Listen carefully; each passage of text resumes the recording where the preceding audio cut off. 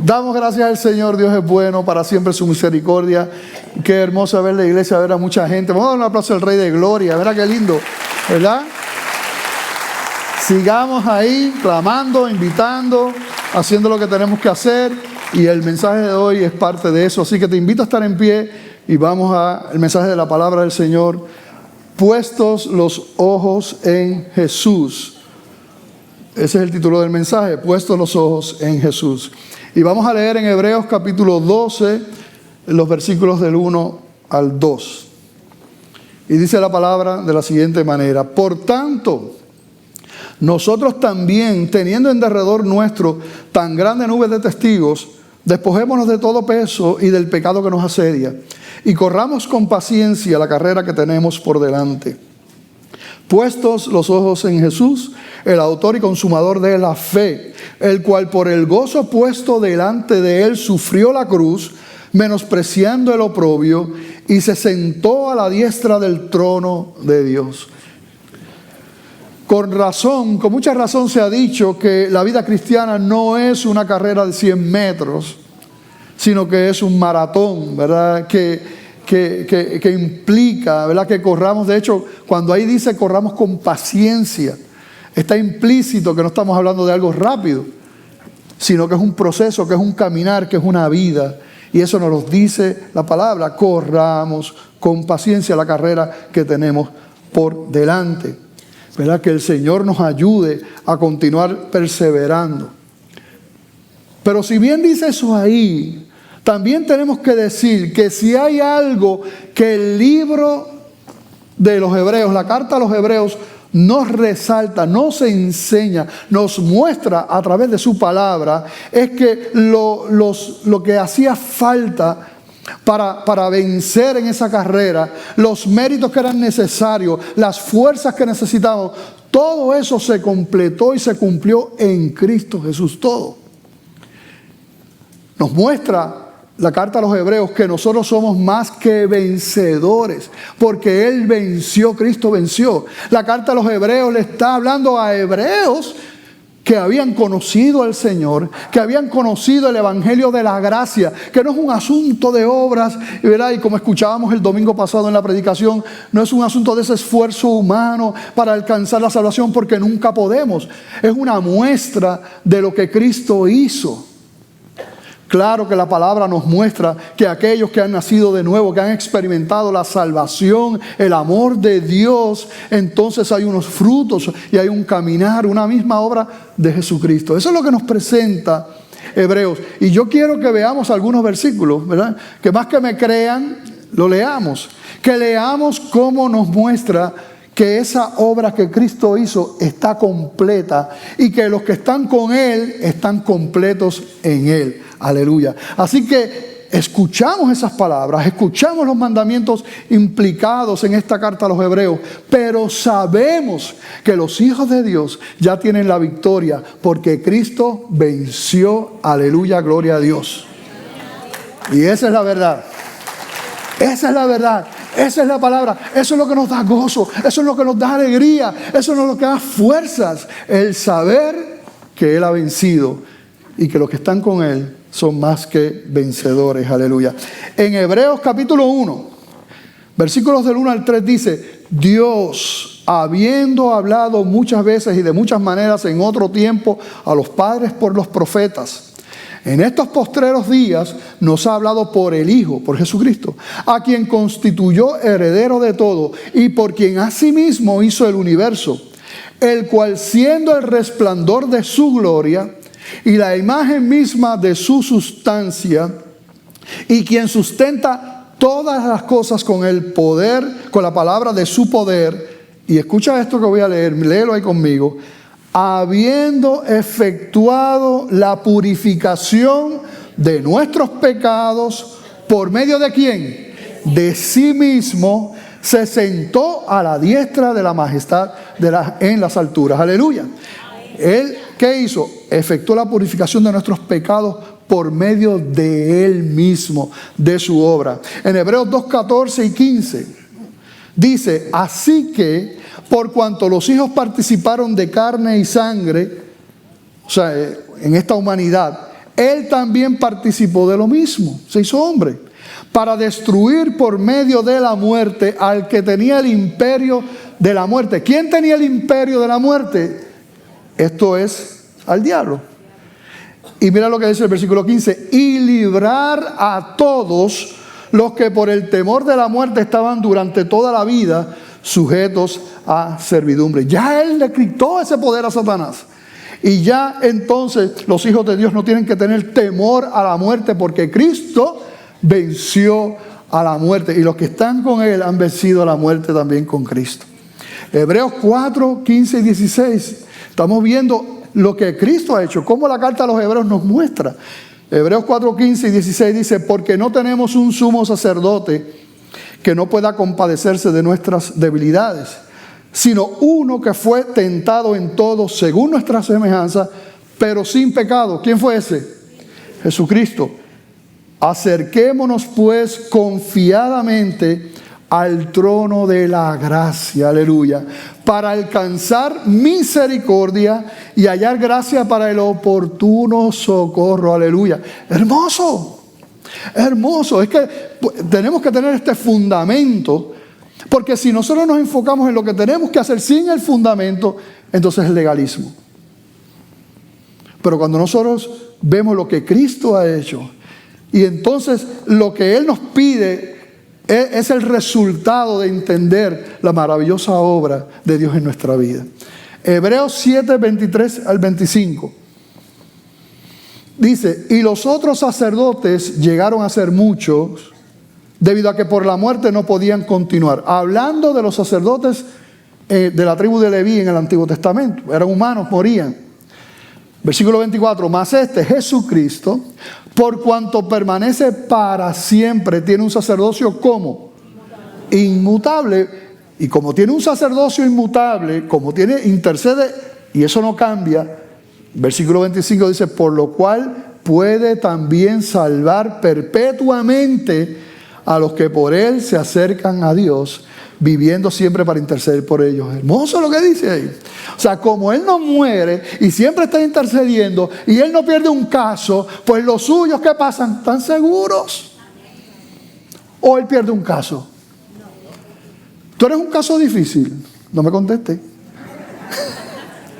Pero para Él no hay caso difícil. No hay caso imposible, aleluya. Mira lo que dice Hebreos 10, 10 en adelante. Hablando de Cristo también. En esa voluntad somos santificados mediante la ofrenda del cuerpo de Jesucristo, hecha una vez y para siempre. ¿Cuántas veces ese sacrificio? Una vez. ¿Para cuánto tiempo? Para siempre. Y ciertamente todo sacerdote está día tras día ministrando y ofreciendo muchas veces los mismos sacrificios que nunca pueden quitar los pecados. Nos lleva otra vez al Antiguo Testamento, hablándonos de aquellos sacrificios de animales en el Antiguo Testamento. Dice que no pueden quitar los pecados. Versículo 12: pero Cristo, habiendo ofrecido una vez para siempre un solo sacrificio por los pecados, que es su propio sacrificio, su cuerpo, su vida, se ha sentado a la diestra de Dios. De ahí en adelante, esperando hasta que sus enemigos sean puestos por estrado de sus pies. Porque con una sola ofrenda. ¿Cuál fue esa ofrenda? Una. ¿Pero cuál fue? ¿Cuál? Jesucristo, el sacrificio de Cristo. Con una sola ofrenda hizo perfectos ¿para cuánto tiempo? Para siempre los santificados. Y nos atestigua lo mismo el Espíritu Santo. Porque después de haber dicho esto, este es el pacto que haré con ellos después de aquellos días, dice el Señor. Pondré mis leyes en sus corazones y en sus mentes las escribiré. añade, y nunca más me acordaré de sus pecados y transgresiones. Aleluya, gloria a Dios, gloria al Señor. Ese no es mi mensaje. Ese no es el mensaje de un calvinista, de un reformado. No, ese es el mensaje de la palabra de Dios. Por la obra, por el sacrificio de Cristo, dice aquí, nunca más me acordaré de sus pecados y transgresiones. Y hasta donde yo sé, nunca es nunca. Aleluya. Así que no importa cómo era tu vida, de dónde Dios te sacó, todo lo que tú hiciste. Dice la palabra que por ese sacrificio, esa sangre del Hijo de Dios, del Rey de Reyes y Señor de Señores, nunca más, para aquellos que han reconocido, se han arrepentido de sus pecados, han rendido su vida al Señor, han creído en Jesucristo como su Salvador. Dice aquí, nunca más me acordaré de sus pecados y transgresiones. Para los que han tomado una decisión por Cristo, escogidos por Él desde antes de la fundación del mundo. ¿Por qué yo digo eso? Porque esto no es una promesa universal, no es para todo el mundo. Si tú rechazas a Dios, si tú no has rendido tu vida al Señor, si tú crees en Dios, entre comillas, pero hasta ahí, pero no estás dispuesto a hacer un compromiso y seguirlo, a tomar tu cruz, a públicamente confesar al Señor, pues entonces esto no es para ti. Es importante eso. Pero para todos los hijos de Dios, que también la palabra nos dice, mira, considera tal nube de testigos. Despójate de todo peso del pecado que te asedia. Corre con paciencia la carrera que tienes por delante. Pon tu mirada en el Señor. Para todo eso que parece, ¿verdad? Como que, wow. Vemos primero que todo eso es posible porque ya Cristo hizo lo que tenía que hacer en nosotros. Y Él no se arrepiente y Él no cambia. Gloria a Dios por eso. Otro punto que vemos en el texto es que no te olvides de esa grande nube de testigos. Considerad esa grande nube de testigos. Y cuando ahí utiliza esa palabra nube en el original, implica mucho más que los 18 testigos que vemos en los héroes de la fe en el capítulo 11 a los hebreos. Mucho más. Una gran nube de testigos. Considéralo. Y esa palabra testigos, ¿qué significa esa palabra testigo? Ya la iglesia aquí sabe, muchos de ustedes, en el original, ¿cuál es la implicación de la palabra testigos? Mártir, ¿verdad? Martur, martus, pero la implicación es la misma raíz de la palabra mártires. Considera a esos testigos, considera a esos mártires. Y uno lee la Biblia y es importante traerla al día de hoy. Porque nos podemos quedar, ¿verdad?, en este tipo de cosas como cosas que pasaban antiguamente. No, pero ahora.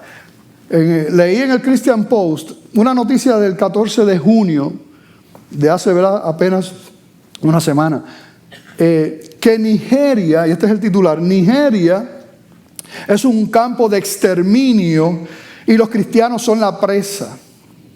Y quien da este informe es Open Doors, Puertas Abiertas. Dice aquí que el año pasado 380 millones de cristianos en todo el mundo se enfrentaron a altos niveles de persecución. 380 millones de cristianos enfrentaron alta persecución en sus países. 380 millones. ¿Cuántos somos en Puerto Rico? 3.2, yo no sé cómo estamos, ¿verdad? Pero estamos por ahí. 3.2 millones. 380 millones de cristianos el año pasado enfrentaron altos niveles de persecución. Altos niveles de persecución. En ningún lugar estas estadísticas son más sorprendentes que en el norte de Nigeria. Y aquí nos lleva a Nigeria. En lo que va de año 2025, 4.476 cristianos fueron asesinados en todo el mundo, según este ministerio de Puertas Abiertas. 4.476 cristianos fueron asesinados en el mundo. Pero de esos 4.476, 3.100 fueron asesinados solamente en Nigeria. Nigeria ahora mismo es el lugar más peligroso del mundo para ser cristiano. Eso está pasando. Eso está pasando en el mundo. Eso ha seguido pasando. Un paréntesis. Por eso es que yo no puedo entender la gente que dice que la iglesia no va a pasar por la tribulación. Hello, la iglesia siempre ha pasado por la tribulación. Cogen las cosas más increíbles que ustedes se pueden imaginar, cómo matan a esas mujeres, cómo matan a los pastores, cómo matan a los niños, cómo los queman vivos en las iglesias. Eso está pasando hoy día. Considerad a esa grande nube de testigos, nos dice la palabra de Dios. Pero no es suficiente que nosotros pongamos nuestra mirada aún en esos mártires, aún en esos hermanos. No es suficiente. Es necesario que nosotros pongamos nuestra mirada en Jesús. Voy a leer parte del fundamento que dijimos en la carta a los Hebreos. Dice: no obstante, si hay algo que el libro a los Hebreos, la carta a los Hebreos nos deja claro, es que ya la carrera la tenemos gana. No por nuestros méritos y fuerzas, sino por los méritos de Cristo y su poder en nosotros. Pero mira esto, considera esa nube de testigos, pero no es suficiente. Es necesario poner nuestra mirada en Jesús. Cuando nos dice la palabra de Dios que pongamos nuestra mirada en Él, nos da una descripción. Dice el autor, ¿y qué más? Y consumador de la fe. ¿Verdad? O sea que nos sigue reiterando la palabra de Dios, que es por su poder, es por su sacrificio, es por su obra completa. Pon tu mirada en Jesús, el autor y consumador de la fe. Cuando dice autor, ¿qué es autor? ¿Qué es un autor? El que crea algo, ¿verdad? Ese es el autor, el que lo creó. Hay algunos que se atribuyen una cosa, pero no son de ellos, eso es plagio, eso es otra cosa, ¿verdad? Pero un autor es un creador. Y aquí dice que ¿quién es el creador de la fe? Cristo. A un paréntesis también, nuestros hermanos arminianos, quienes depositan su confianza de salvación en las obras del hombre, más que en la obra del sacrificio de Cristo. Porque si tú dices que la obra del sacrificio de Cristo no es suficiente, pues estás poniendo más peso en la obra ¿verdad? Del ser humano. Y ellos alegan, estos hermanos que creen eso, que la fe no es un don, la fe no es un regalo. Que cuando allá en Efesios capítulo 2 versículo 8 dice: porque por gracia sois salvos por medio de la fe, y esto no de vosotros, pues es un don de Dios. Que ahí se está refiriendo el don, el regalo a la salvación. Pero que la fe no es un don, no es un regalo. Claro, porque hay que buscar una manera de justificar que entonces no es Dios el que toma la iniciativa y el que hace la obra, sino que es el ser humano el que toma parte, ¿verdad?, en esa iniciativa. Entonces la fe, pues no, dice no, la salvación es un regalo de Dios, pero la fe es del hombre. Y utilizan ese argumento. Pero cuando uno va a este versículo en Hebreos capítulo 12, versículo 1 y 2, vemos ahí, o sea, claramente que te dice quién es el autor y el consumador de la fe. ¿Quién es? Cristo, lo dice su palabra. Me gusta cómo lo dice la Nueva Traducción Viviente con relación a esto. Mira cómo lo dice esta versión. Fija tu mirada en Jesús, el campeón que inicia y perfecciona nuestra fe. Qué tremendo como lo dice, ¿verdad que sí? Y yo creo que lo repitan, ¿ok? Fuertemente. Repitan conmigo. Fija tu mirada.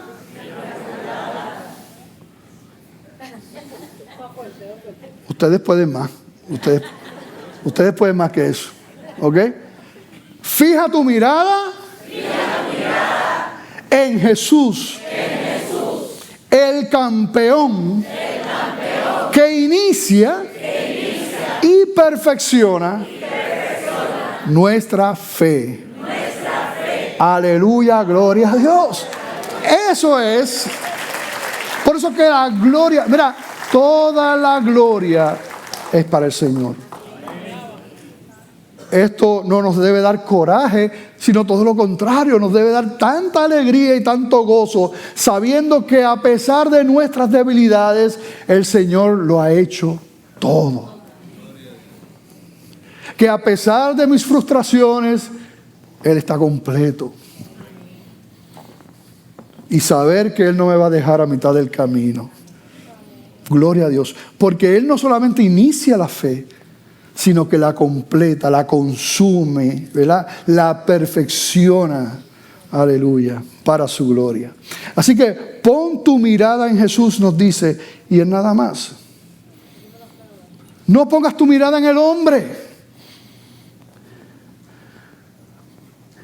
Dice el versículo, dice el texto, nos está hablando a nosotros los cristianos, que tenemos que correr esta carrera con paciencia.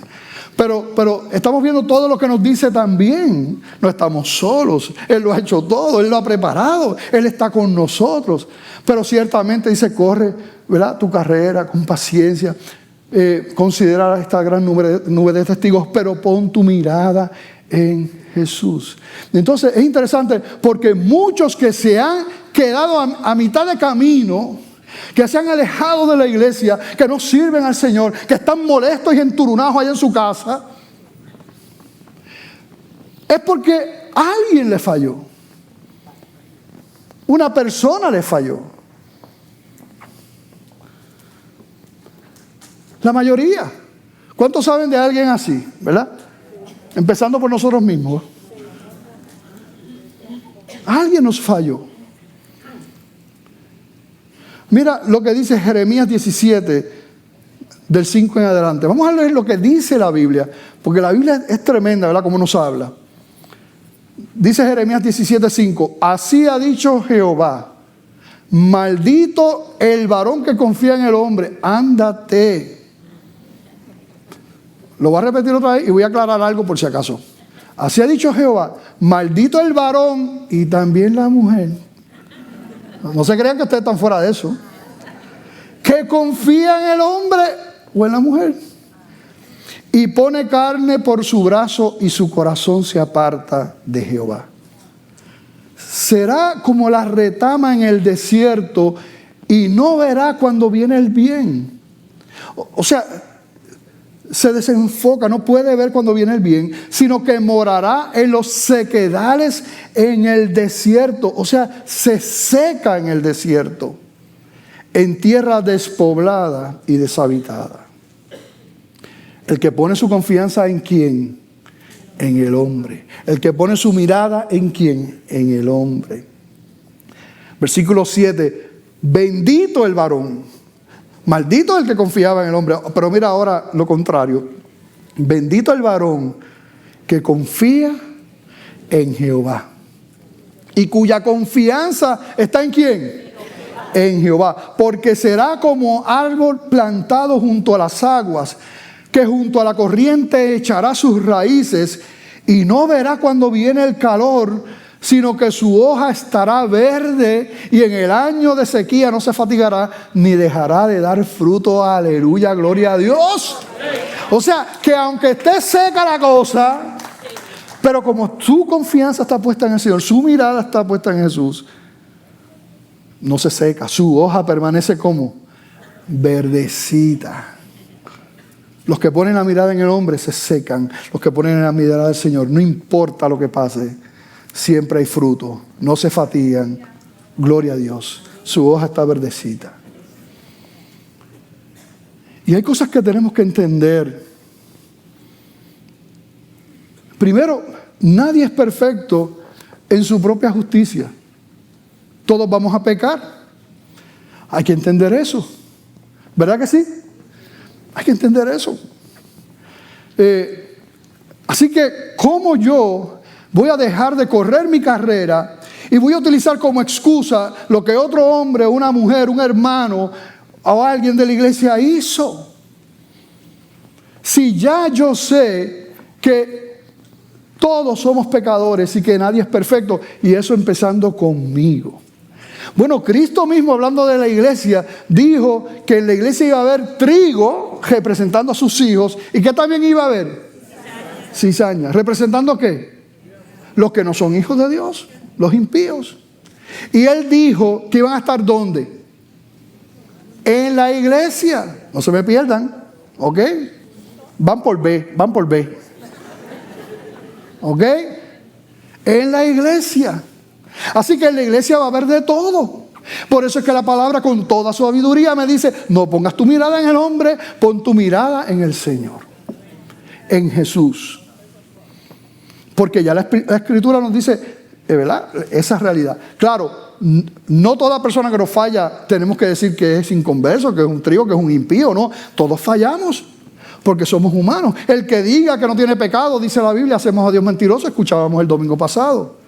Así que, ¿cómo yo voy a poner la mirada en otra persona para servir, para correr mi carrera?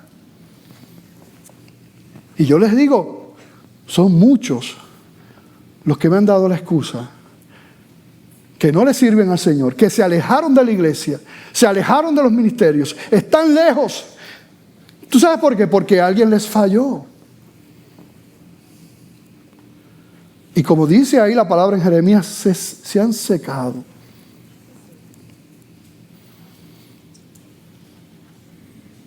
Es que es lo que se supone, que la gente nos falle.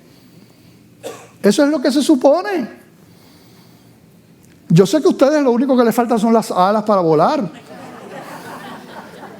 Pero son pecadores, igual que yo. Entonces, yo voy a hacer unas preguntas y ustedes contesten, ¿ok? Mucha gente te ha fallado. ¿Y tú? Y nosotros, ¿verdad? Así que nosotros también le hemos fallado a alguien. Cuando yo pienso cuando yo veo y me hiere y me lastima, alguien me falló, yo tengo que entender, yo también le he fallado a la gente. Yo no quiero fallarle a nadie. Aún como pastor le fallo a la gente. Yo quisiera verdaderamente estar 24/7, pero soy un humano.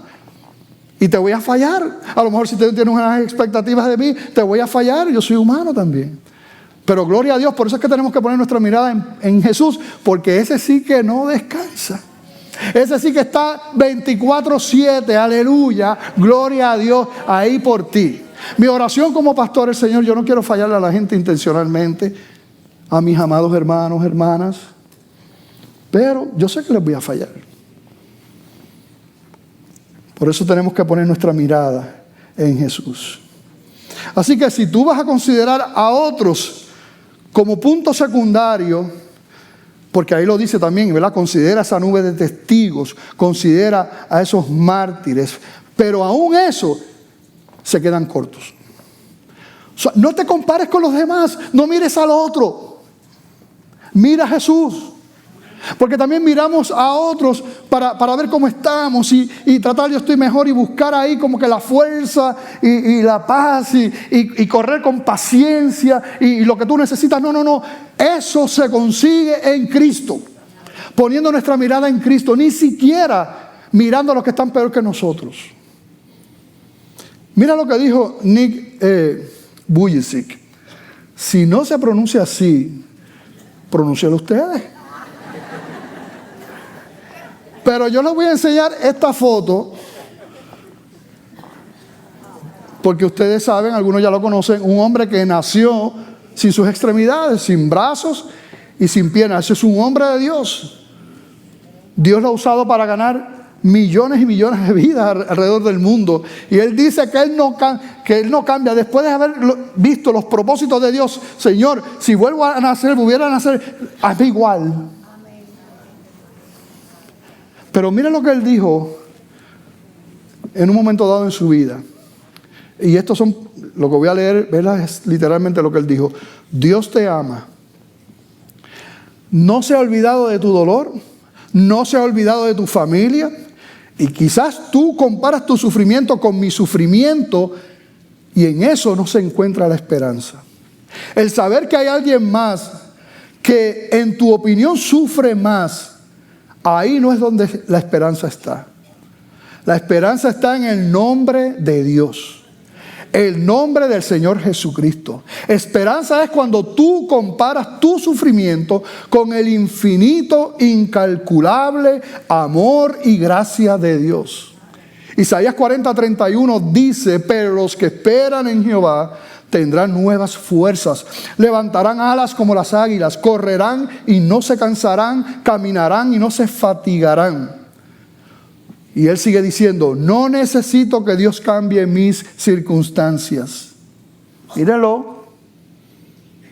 No necesito que Dios me dé brazos y piernas. Necesito las alas del Espíritu Santo y vuelo, porque sé que Jesús me sostiene. No dejes a Dios, porque Dios nunca te dejará a ti. Palabras sabias. Él trató de compararse con gente que estaba peor que él. Y él dijo: eso no funciona. Mira a Jesús. Mira a la cruz. Aleluya. Mira lo que Él hizo. Pero no somos marionetas. A pesar de que vemos la obra maravillosa de Cristo sobre nuestra vida, siempre hay una responsabilidad en nosotros. Tampoco podemos decir: no, ciertamente Cristo preparó, realizó el fundamento que necesitamos para servirle, pero tú y yo necesitamos servirle. Tú y yo necesitamos caminar. Tú y yo necesitamos caminar en obediencia. Y de eso es que está hablando aquí. Tú y yo tenemos que lidiar con nuestro pecado. Tú y yo tenemos que tomar decisiones. Por eso es que en el versículo 1 decía, Hebreos 12, y lo vuelvo a leer: por tanto nosotros también, teniendo alrededor nuestro tan grande nube de testigos. Y mira lo que dice después: despojémonos de todo peso y del pecado que nos asedia, y corramos con paciencia la carrera que tenemos por delante. ¿Qué tenemos que hacer? Dice: quita todo peso, quita todo pecado y corre con paciencia. Cuando ahí dice, separado con una I, que nos despojemos de todo peso y del pecado, me muestra que a lo que se refiere ahí todo peso y pecado no es lo mismo. Son dos cosas distintas. Pecado sabemos lo que es. Pero cuando ahí habla de todo peso y lo separa, lo distingue del pecado, no es que necesariamente sea pecado. Cuando habla ahí de todo peso, son cosas en nuestra vida que como cristianos son un estorbo. Así que te dice: despójate de lo que pueda estorbar tu vida como cristiano y despójate del pecado. Y corre con paciencia esa carrera. Para los cristianos nuevecitos, los neófitos, lo primero que logran identificar con la ayuda del Señor es la diferencia entre lo bueno y lo malo. Y de hecho comienzan a luchar contra eso, contra lo que está bien versus lo que está mal, ¿verdad? En sus vidas, el pecado. Y pueden identificar con bastante rapidez eso. Pero en la medida que uno va creciendo y madurando en el Señor y su palabra, entonces algo que yo le digo mucho a la gente que va a mi oficina: mira, ya para tu vida no es un asunto de ver qué es pecado y qué no es pecado, qué es lo bueno y lo malo. Ya eso se supone que tú sabes lo que es, porque tú has madurado. Ahora, la lucha entonces ahora, lo que tú tienes que trabajar es en tus decisiones entre tomar lo que es bueno y lo que es mejor. Y esas son las decisiones que tiene que tomar un cristiano maduro. Y cuando aquí está hablando de ese peso, de esas cosas que son estorbos, aunque no son pecados, nos está hablando de eso, de que consideremos qué es mejor para nuestra vida. ¿Qué le da gloria, más gloria al Señor? ¿Con qué me quiero conformar? Hay gente que camina en el borde del pecado. No están pecando, el pecado es aquí abajo. No, pero yo estoy aquí. Pero en vez de estar lejos del pecado, les gusta caminar cerca del pecado, en el bordecito. Y están aquí, ¿verdad? A propósito. ¿Ok? No se crean. Aquí gusta caminar cerca de ese bordecito. Yo recuerdo, y yo sé que algunos han escuchado ese cuento, pero Tuve la oportunidad hace muchos años de ir a Mérida, Venezuela, un lugar hermoso, bien alto. En aquel entonces el teleférico más alto del mundo era por el nivel sobre el mar. Estaba allí en Mérida, Venezuela. Hermoso. Y fuimos allí y usted tiene que caminar suavecito porque allí hay poco oxígeno a esa altura y bien chévere. Y estábamos allí y entonces habían unos burritos, unas mulitas que tú te daban un paseíto. Y a mí me encanta todo, ¿verdad? Toda la aventura, todo lo que es aventura, olvídate, vamos para allá. ¿Dónde están los burros esos? Los burros estaban allí. Yo me monto allá arriba en ese burrito. Y allí había unos riscos tremendos. Y a esos burros, ellos caminaban por el mismo borde del risco. O sea, el camino era como así. Ellos no caminaban acá. Ellos caminaban por aquí. Por eso es que son burros, ¿verdad? Ahora, el que se trepa en el burro, ese está peor. Pues yo estoy encima del burro. Y ese burro ahí se le iba el pie y todo. Las piedritas. Ahora yo le voy a decir una cosa. Se cae el mundo, pero no se cae el burro. El Señor los hizo así. Pero hay cristianos que caminan así. Y pagan las consecuencias. Porque aunque podamos tener actitudes de burra, y santo, eso no se ve bien, pero en la ilustración no lo somos. Entonces, ahí es que estamos hablando de esas cosas que estorban. O sea, para mí es un peso yo caminar en esa línea. Yo les pregunto, ¿ver televisión es pecado? Este culto es menos legalista que el primero. El primero se quedaron callados, no sabían qué responder. Pero ciertamente no es pecado ver televisión. Puede ser pecado lo que veamos en la televisión. Ver series, ¿es pecado? No necesariamente, dependiendo de lo que veamos, ¿verdad? Ahora, podría ser un estorbo. Es más, yo te voy a dar este ejemplo. Si yo me paso viendo programas cristianos, ¿ok? Todo el tiempo. Viendo programas cristianos en televisión, en streaming, esto y lo otro, pero todo el tiempo. Y por estar viendo programas cristianos no limpio,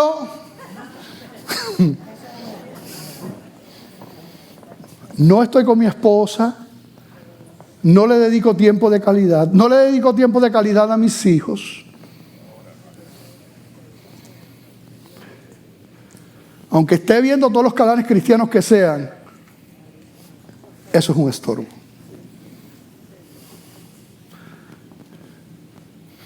Entonces, eso es lo que hay cristianos que caminan ahí. Y el Señor te dice, no. Despójate de todo peso. Despójate obviamente del pecado. Eso pasa hasta con las amistades. Hay gente que siempre le busca como que, ay, eso no es nada, eso no está mal. Yo te voy a decir una cosa, si tú tienes duda si algo es pecado o no, no lo hagas. Porque si lo haces se convierte en pecado para ti. Pero no lo hagas, ¿verdad? Entonces, pero volvamos al texto, ¿verdad? ¿Qué más nos muestra la palabra del Señor? Dice, ¿cómo lo podemos hacer? Pon tu mirada en Jesús, el autor, el creador de la fe, el consumador de la fe. Pon tu mirada en Él. ¿Y cómo lo hizo Jesús? El mismo texto dice que Él puso el gozo primero que le esperaba. Que por ese gozo delante de Él soportó la cruz. No le importó el oprobio, la vergüenza, no le importó.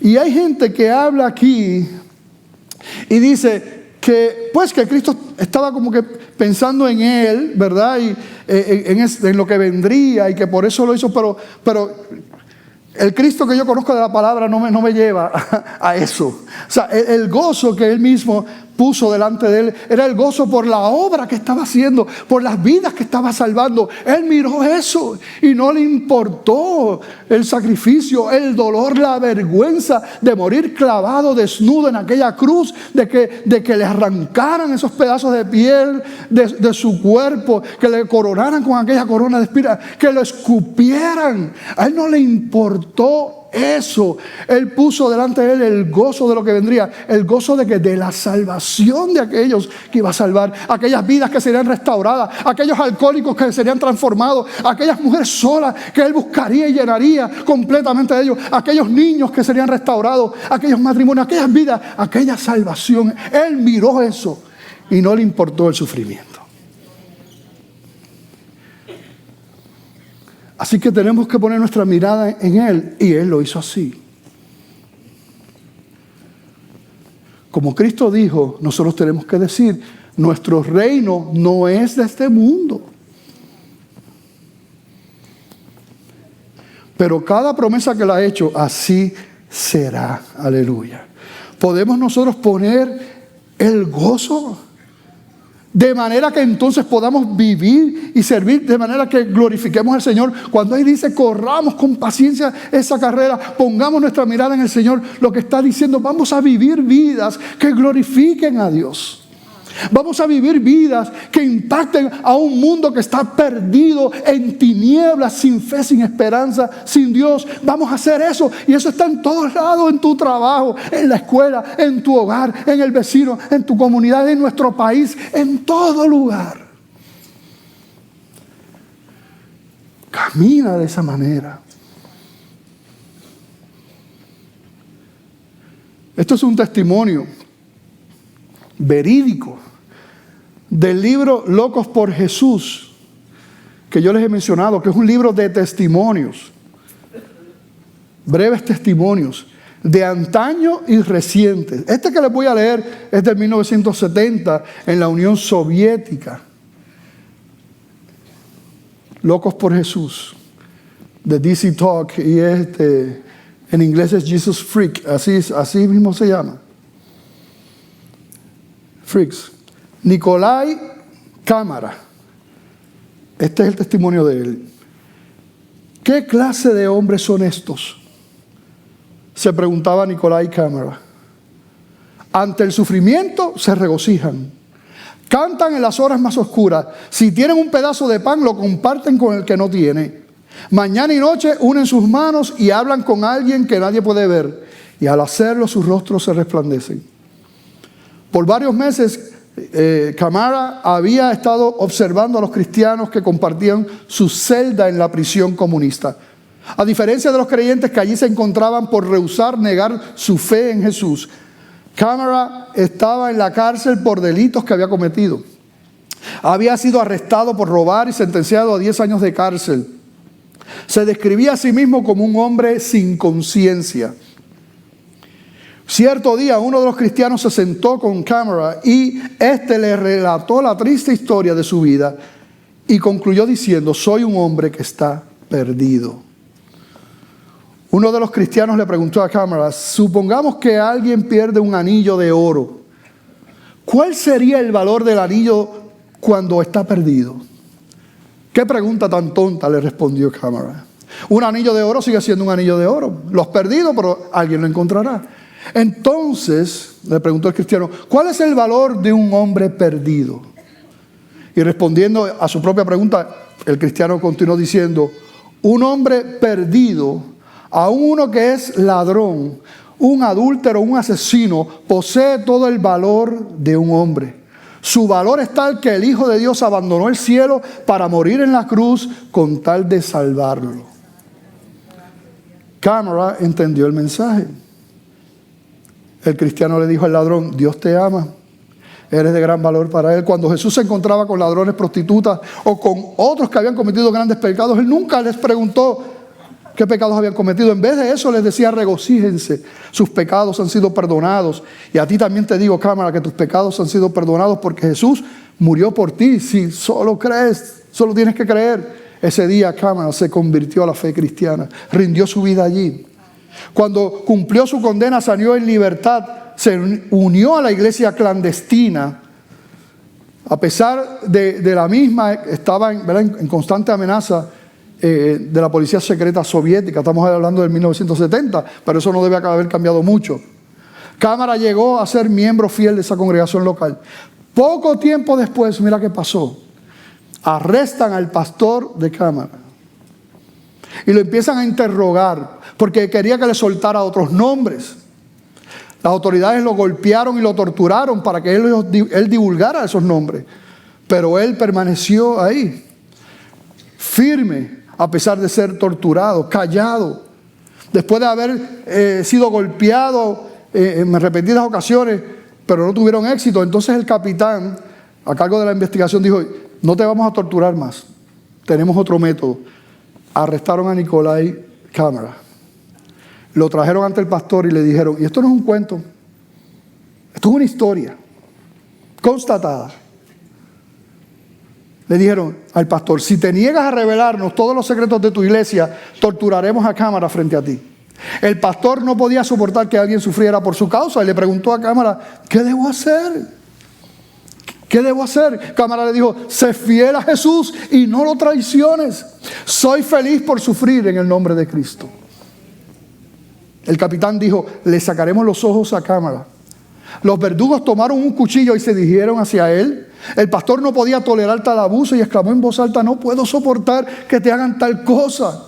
Te van a dejar ciego. Él respondió: cuando me saquen los ojos, veré mayor belleza de la que ahora puedo ver con estos ojos. Veré al Salvador. Tú permaneces fiel a Cristo hasta el final. Cuando terminaron de sacarle los ojos a Cámara y viendo que el pastor aún no les había dado la información que pedían, el capitán se volvió hacia el pastor nuevamente y le dijo: si no hablas sobre tu iglesia, le cortaremos la lengua a Cámara. El pastor gritó desesperadamente: Cámara. Y él le dijo las últimas palabras: alabado sea el Señor Jesucristo. He dicho las palabras más sublimes que puedan ser expresadas, y ahora, si lo desean, pueden cortarme la lengua. Y Cámara padeció la muerte de un mártir. Corramos con paciencia la carrera que tenemos por delante, puestos los ojos en Jesús, el autor y consumador de la fe, el cual por el gozo puesto delante de él sufrió la cruz, menospreciando el oprobio, y se sentó a la diestra del trono de Dios. Considerad a aquel que sufrió tal contradicción de pecados contra sí mismo, para que vuestro ánimo no se canse hasta desmayar. Él veía a Jesús. Esa gente no era diferente a nosotros. Esto yo se lo he dicho muchas veces y es así. Pero cuando ponen su mirada en Jesús, experimentan la realidad de un Dios poderoso que está con ellos en todo momento y de manera especial en esos momentos difíciles.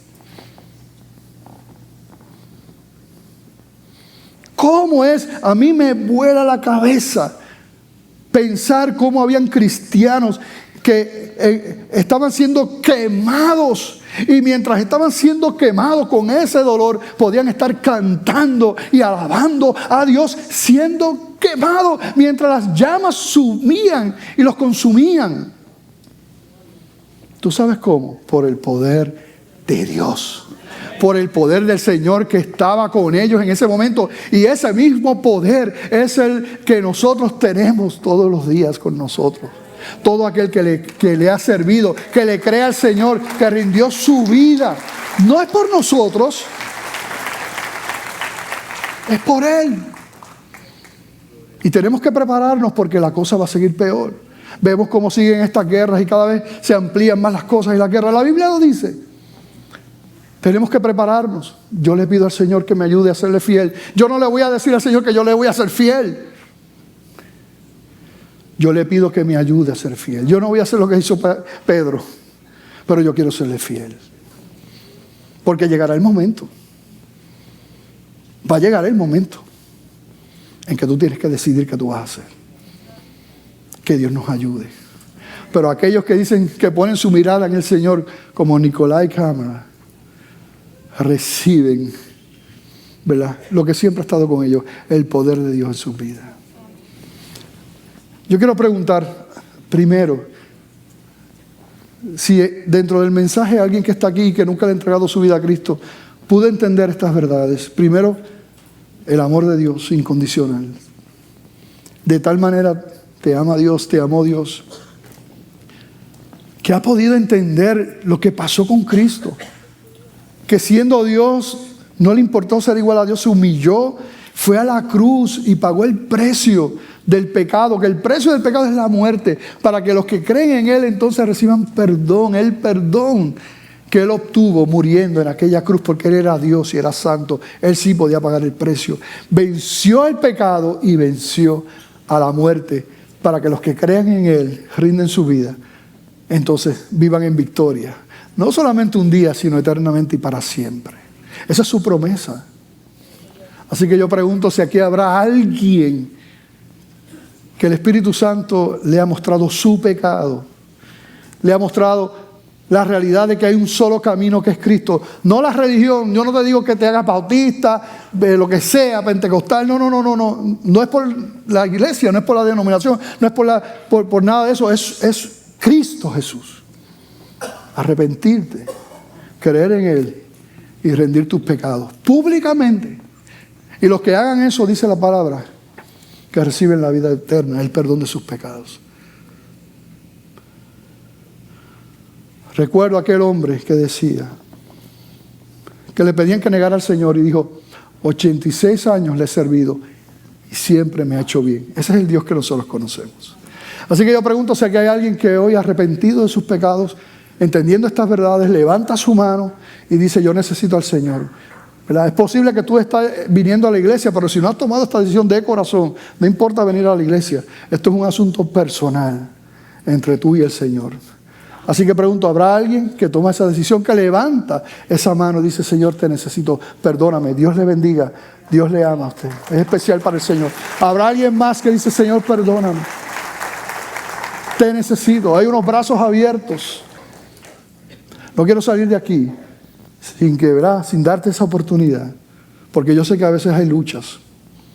¿Habrá alguien más que toma esa decisión? ¿Habrá alguien que quiere reconciliar su vida con el Señor? Ya le había entregado su vida, pero se alejó. Quizás por alguna de las razones que mencionamos. Dios te bendiga, varón, Dios te ama. ¿Habrá alguien más que quiere reconciliar su vida con el Señor? ¿Alguien más? Amén, es una reconciliación, Dios le bendiga. ¿Alguien más que toma, ya sea de entregar su vida o reconciliación? Dios le ama, es especial para el Señor. ¿Alguien más que en este día le entrega su vida o reconcilia su vida con el Señor? Si tú eres un hijo de Dios, una hija de Dios y te alejaste, por ahí levantaron la mano. ¿Alguien está levantando la mano por ahí? Dios te bendiga, varón. Regresa a casa, regresa. Nada se compara a eso. Y si tú no levantaste tu mano, pero tú te estás reconciliando con Dios, tú sabes que tienes que regresar a casa, que tienes que pedirle perdón, que tienes que ajustar cuentas. Ven también, vamos a orar por ti. No te quedes allí. Son importantes. El levantarse, levantar una mano, es importante, es un momento de quebrantar algo. Señor, te necesito. Así que si levantaste la mano, ven, Dios te bendiga. ¿Alguien más?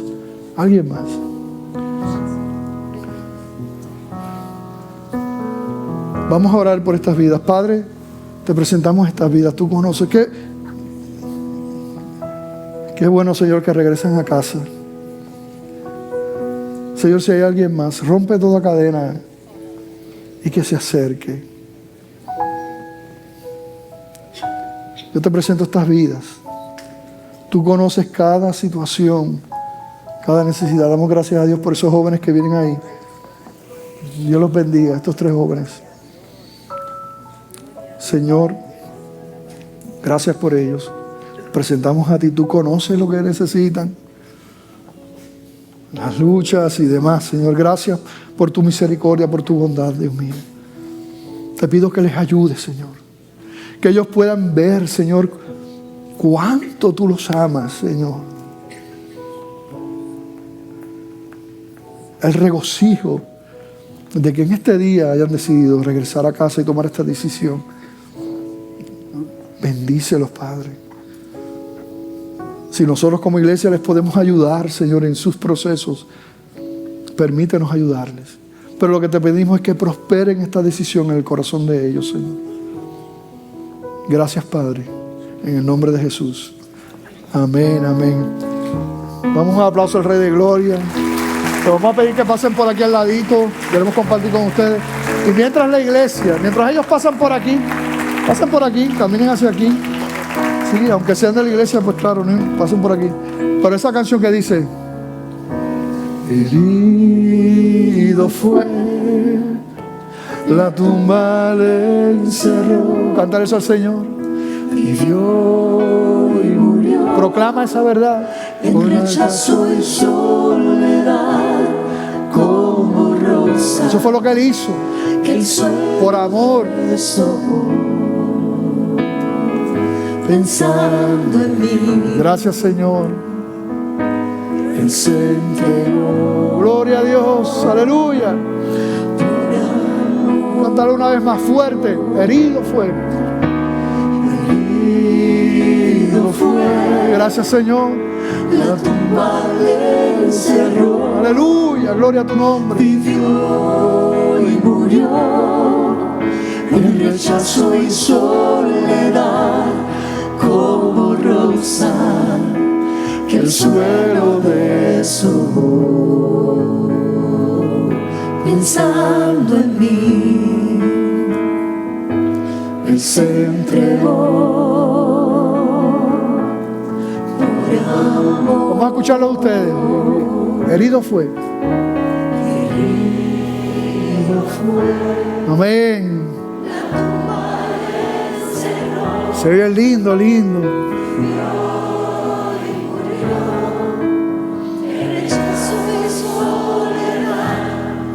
Como rosa que suena. Gloria a Dios. Pensando en mí. Aleluya. Él se entregó.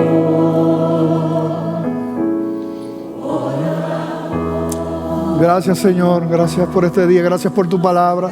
Gracias por tu presencia, Señor. Gracias por tus promesas, Dios.